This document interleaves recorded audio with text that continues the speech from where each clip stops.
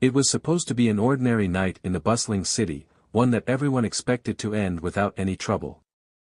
But for four strangers, it would become a nightmare they would never forget. They were all strangers to each other, yet their paths converged in an unlikely place, the elevator of a tall, corporate building that had recently closed for the night. The city skyline glittered outside the windows as the clock struck 11:30 p.m. The towering building loomed over the streets below, its lights flickering on and off as a brisk wind swept through the streets. Inside, the building was eerily quiet. Most people had already left for the holidays, leaving only a handful of workers finishing up late. As the elevator doors slid open on the ground floor, four very different people stepped inside, unaware that they would soon be bound together by something far darker than any of them could imagine. In one corner of the elevator stood Mrs. Harper, a woman in her mid-40s, dressed sharply in a coat that looked too heavy for the evening air. She was a strict, overbearing mother who had spent most of her life putting others' needs before her own. Tonight, she was tired, physically, emotionally, but there was something else weighing heavily on her. The anxiety she felt for her daughter, Alicia, who had been with her every step of the way since her father passed away. Mrs. Harper's protective nature had only grown more intense over the years, and now, as Alicia entered her teenage years, their bond was strained. Alicia, a 16-year-old girl, stood silently beside her mother. Though they had come from the same place, Alicia often felt as though they were worlds apart. She wanted independence, but Mrs. Harper was always hovering, making decisions for her. Alicia found it suffocating, yet her need for approval from her mother often kept her from rebelling outright. In a way, she was caught in the middle, between wanting to break free and trying to keep the peace with her mother. Then there was Darren, a man in his mid-20s, dressed in a worn-out uniform. He worked as a driver for a ride-sharing company, doing his best to make ends meet. Darren had a habit of doubting himself, often second-guessing every decision he made. Tonight was no different. He had made a bad decision earlier when he agreed to take a late ride in the first place. A nervous, anxious wreck, Darren had the sense that something wasn't right. But he didn't want to disappoint the customer waiting on the higher floors, so he had put it out of his mind. It wasn't until he entered the elevator that he began to feel the weight of something darker hanging over him. Finally, there was Officer Green, a weary police officer in his early 30s, his uniform slightly disheveled from a long shift. He'd spent most of the night dealing with traffic accidents, drunks, and the chaos of New Year's Eve. But as he stepped into the elevator and pressed the button for the lobby, he let out a sigh of relief. He had just finished his shift and was looking forward to a quiet, uneventful ride home. But even as the elevator doors closed, he had an unsettling feeling that tonight wouldn't be as quiet as he hoped. The elevator hummed to life, beginning its slow ascent up the building. For the first few moments, it was calm. But there was something in the air, an unease that none of them could shake. Each of them was trapped in their own thoughts, unaware that this elevator ride would soon take them to the very edge of sanity. As the elevator glided silently upward, none of them noticed the faint whispers that seemed to emanate from the walls, barely audible but they're all the same. The air was heavy, pressing against their lungs. Something was wrong. For a brief moment, the elevator halted between floors. A sudden jolt made Alicia flinch, but Mrs. Harper didn't seem to notice. Darren's eyes darted nervously, his fingers gripped tightly to the railing. Officer Green stood at the back, his hand instinctively going to the radio at his side, but there was no sign of trouble. Not yet. Then, the elevator jerked again, this time harder, and for a moment, the lights flickered. The sudden jolt sent a ripple of tension through the small, enclosed space. Alicia stumbled slightly, clutching the metal railing to steady herself. Mrs. Harper didn't flinch, her back straight, her eyes narrowing with a look of quiet concern. She scanned the dimly lit elevator, noticing the flicker of the lights but saying nothing. Darren, however, was far less composed. His fingers drummed nervously on his phone as his eyes darted toward the control panel, half expecting something to go wrong again. Officer Green stood tall in the corner, eyes focused on the flickering lights, a frown deepening on his face. "You feel that?" Darren muttered, his voice shaky. He wasn't talking to anyone in particular, but his question seemed to hang in the air. "Something's off about this elevator." Alicia, her arms folded across her chest, glanced toward her mother. She was trying to ignore Darren's unsettling behavior, but her own nerves were starting to fray. "What do you mean?" "It's probably just a power surge or something." Mrs. Harper gave a dismissive wave. "It's nothing. This building has been standing for decades. It's perfectly safe." But even she wasn't entirely convinced. The tension in the air felt heavier, more oppressive, as if something was pressing down on them from above. Green cleared his throat, adjusting his stance. "Could be a glitch in the system. I wouldn't worry too much." The elevator resumed its ascent, though it was clear the strange sensation wasn't gone. But as it passed the 10th floor, the lights flickered again, longer this time, casting eerie shadows across their faces. A soft hum filled the air, a noise that seemed almost wrong. Darren's skin crawled as he heard the noise, his grip tightening on the railing as his eyes scanned the empty floors outside the glass doors. "Just keep calm," Green said, trying to reassure everyone, though even he wasn't sure he believed the words himself. His hand hovered over his radio again, as if expecting some kind of emergency call. But the radio remained silent. There was no sign of an emergency, at least not yet. Then the elevator lurched again, this time with a violent shake that rattled the walls. The lights blinked out entirely for a split second before returning with a dim flicker, leaving the occupants in a suffocating darkness. Alicia gasped, her pulse quickening. "What the hell was that?" "Probably a malfunction," Green said, his voice calm but tight. He pressed the emergency button, but there was no response. The elevator's hum sounded distant now, almost as if it had begun to lose power. "I'm telling you," Darren said again, his voice rising. "This isn't right. This building's haunted. I can feel it. Something's wrong with this elevator." Mrs. Harper shot him a sharp look. "Don't be ridiculous. There's no such thing as ghosts." "I'm not talking about ghosts," Darren snapped. "I'm talking about something worse, something that shouldn't be here." Alicia's heart raced. She turned toward her mother, eyes wide with concern. "Mom, I think Darren might be right. Something feels off." Green stepped forward, trying to keep a calm presence. "Let's not start panicking. The elevator's just malfunctioning. We'll be fine." But his words were lost as the elevator made another strange noise, a groaning, metallic screech that filled the air, followed by a deep, almost imperceptible thud. The lights flickered again, dimmer this time. The soft, almost whimpering hum of the elevator's motor seemed to slow, dragging the moment out. Alicia reached for her mother's hand, her fingers trembling. "Mom, what's happening?" Before Mrs. Harper could respond, the elevator gave another violent lurch. This time, it didn't stop. It plummeted downward, faster than it should have. Everyone was thrown against the walls, their bodies crashing into each other in a chaotic heap. The sounds of metal groaning and screeching filled the air. Darren yelped as his head struck the metal wall, his vision blurring as the lights flickered out completely. The world went black. When Darren regained consciousness, he wasn't sure how long it had been. He blinked several times, trying to clear his foggy mind, but his head throbbed painfully. His body felt as though it had been crushed, the weight of the fall still pressing down on him. Slowly, he lifted his head, but everything was dark, utterly, terrifyingly dark. The lights in the elevator were completely out.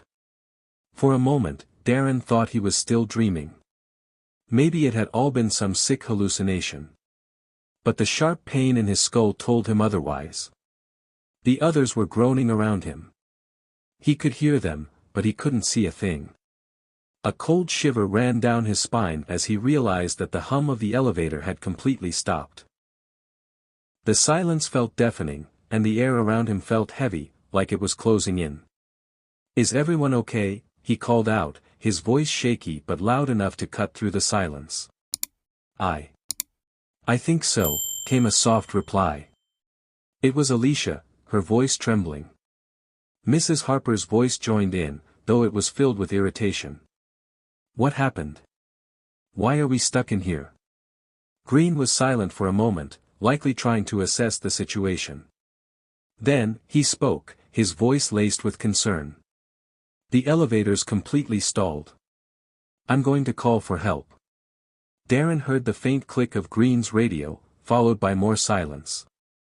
After a few long moments, the officer's voice broke through again, frustration evident in his tone.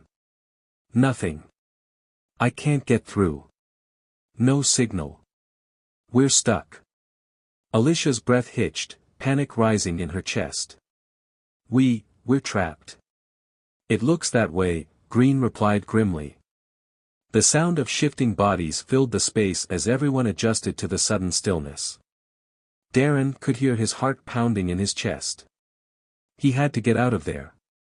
This wasn't just a malfunction anymore, something else was wrong. Something that had nothing to do with a broken elevator. "Mom," Alicia whispered.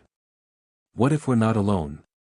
Mrs. Harper scoffed at her daughter's words, but there was an edge to her voice now. "Don't be ridiculous. We're just stuck. That's all." Darren couldn't shake the feeling that they weren't just trapped.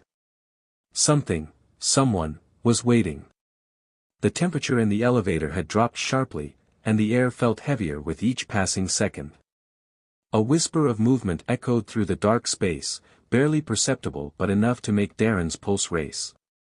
Then, from the very farthest corner of the elevator, a voice broke the silence. A low, whispering sound that chilled Darren to the bone. "Leave, now." The whispered warning echoed in Darren's mind as the elevator remained cloaked in suffocating darkness. His breathing grew shallow as he tried to make sense of what he had just heard. Was it his imagination, or had something, actually spoken? What was that? Alicia's voice trembled, barely audible. "I didn't hear anything," Mrs. Harper said sharply, though her voice carried an unconvincing edge. It was clear that even she was shaken.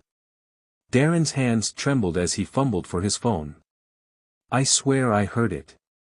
Someone said something." He turned on his phone's flashlight, the dim beam cutting through the thick blackness. The light cast eerie shadows on the elevator's walls, but it offered a small semblance of relief. "Stop spooking yourself," Green interjected, his calm demeanor slipping. He moved closer to the control panel, inspecting it. "This is just a power outage and mechanical failure. We'll get out of here soon." Darren swept his flashlight across the elevator, the beam lingering on the worn, brass plaque near the control buttons. He squinted to make out the engraved text. This elevator was installed in 1928. He murmured. His voice trailed off as he noticed a faint etching beneath the date, almost as if someone had scratched it into the plaque with a knife. It read, "Stay away." A cold chill ran down his spine. He instinctively took a step back, shining the flashlight toward the others. "Look at this," he said, his voice shaking. "Someone scratched this into the metal." Mrs. Harper moved closer, squinting at the words. "It's probably a prank," she said, though her tone lacked its usual sternness.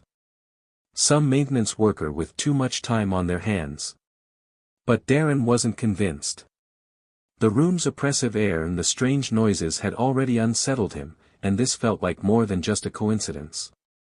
His mind raced as he recalled urban legends he had heard about old buildings and haunted elevators, stories he had always dismissed as nonsense. Until now. As they debated the scratched warning, the elevator shuddered slightly, almost imperceptibly. A low groan emanated from deep within the building, a sound that seemed to reverberate in their very bones. The temperature dropped further, the icy air wrapping around them like a chilling embrace. Darren's phone flickered, and the flashlight cut out suddenly, plunging them back into darkness. "Great," he muttered, shaking the phone in frustration. Now what? Green turned to the group, his tone commanding. Stay calm.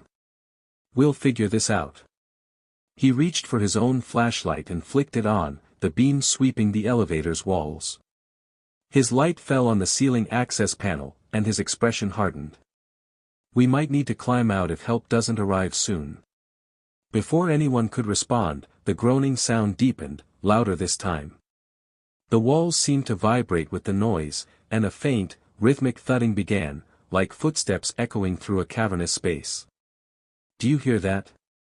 Alicia whispered, clutching her mother's arm. Mrs. Harper stiffened, her protective instincts kicking in. It's just the building settling, she said, but the quaver in her voice betrayed her own fear. Green aimed his flashlight at the elevator doors. The glass panel offered a view of the darkened shaft beyond, but something caught his eye, a faint movement, like a shadow darting past. He froze, his grip tightening on the flashlight. What is it? Darren asked, his voice rising in panic. I thought I saw something, Green admitted reluctantly. Alicia gasped. You saw it too. I wasn't imagining it. Darren's mind raced. What is going on here? This isn't just a malfunction. There's something wrong with this elevator. Green's stoic demeanor finally cracked. I don't know, he admitted. But we need to stay together and stay alert. As they huddled in the dim light, Darren's thoughts turned to the building's history. He remembered overhearing stories from his colleagues about this old high-rise. Rumors of workers who had died during its construction, accidents that were never properly reported, and strange occurrences that had plagued the building ever since. I heard stories about this place, Darren said hesitantly. People said weird things happened here. Workers went missing. Some even died during the elevator's installation. Mrs. Harper scoffed, though her expression remained tense. You're letting your imagination run wild. There's no such thing as haunted elevators. Then explain what's happening, Darren shot back, his voice rising. Explain the noises, the shadows, the cold. As if in response, the elevator shook violently, knocking them off balance. The walls groaned, and the rhythmic thudding grew louder, more insistent. Darren's heart pounded as the sound seemed to come closer, almost as if something, or someone, was approaching. Alicia clung to her mother, tears streaming down her face. Mom, I'm scared. Mrs. Harper wrapped an arm around her daughter, her own fear barely contained. It's going to be okay, she whispered, though her words felt hollow.